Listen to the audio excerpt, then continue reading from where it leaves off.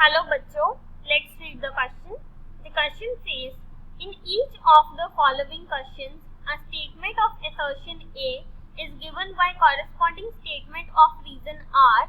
Of the statements, mark the correct answer as option A, if both A and R are true and R is the correct explanation of A. Option B, if both A and R are true but R is not the correct explanation of A. Option C, if A is true but R is false, and option D, if A is false but R is true.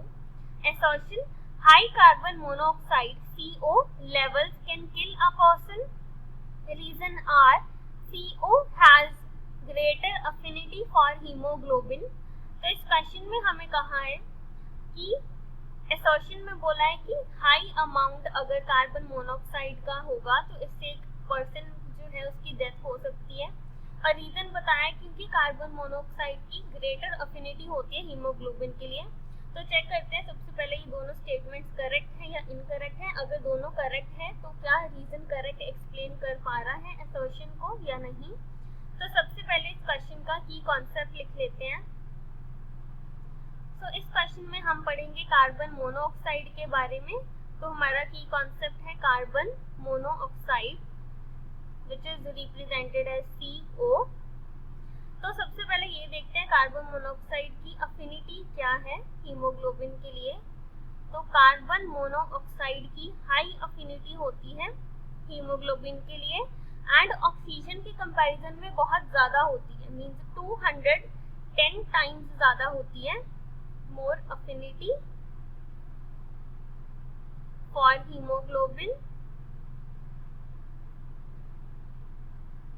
than oxygen। तो oxygen के comparison में 210 times इसकी ज्यादा affinity है haemoglobin के लिए। अब इसका क्या मतलब है कि कार्बन मोनोऑक्साइड ऑक्सीजन के कंपैरिजन में बहुत ज्यादा जल्दी हीमोग्लोबिन के साथ जाके बाइंड हो सकता है एंड ये बनाता है कार्बोक्सी हीमोग्लोबिन।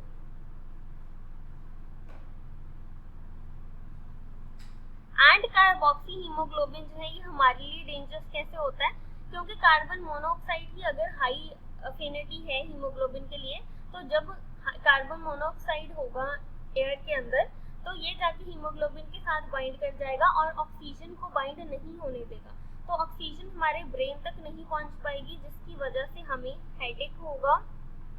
इसके अलावा डिजीनेस, फैटीग, तो ये सब प्रॉब्लम्स होती है हमें। बट अगर कार्बोक्सी हीमोग्लोबिन का अमाउंट बहुत ज़्यादा हो जाए एंड काफ़ी टाइम तक रहे, मतलब कार्बन मोनोऑक्साइड के एनवायरनमेंट के अंदर हम काफ़ी टाइम तक रहें, तब पर्सन की डेथ हो सकती है। पर्सन की डेथ हो सकती है आफ्टर सम टाइम। अगर कार्बन मोनोऑक्साइड का अमाउंट हाई होगा तब भी पर्सन की डेथ हो सकती है, क्योंकि बॉडी को ऑक्सीजन नहीं मिलेगा तो ब्रेन को ऑक्सीजन नहीं मिलेगा एंड हमें ऑक्सीजन चाहिए for breathing.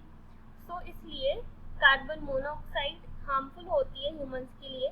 Now coming to the question, यहाँ पे हमें असर्शन में बोला था कि अगर हाई कार्बन मोनोऑक्साइड हो तो इससे पर्सन को किल भी कर सकती है। So this is correct statement. और रीजन में बोला था क्योंकि कार्बन मोनोऑक्साइड की ग्रेटर अफिनिटी होती है हीमोग्लोबिन के लिए, तो ये भी करेक्ट है क्योंकि कार्बन मोनोऑक्साइड की हाई अफिनिटी होती है हीमोग्लोबिन के लिए।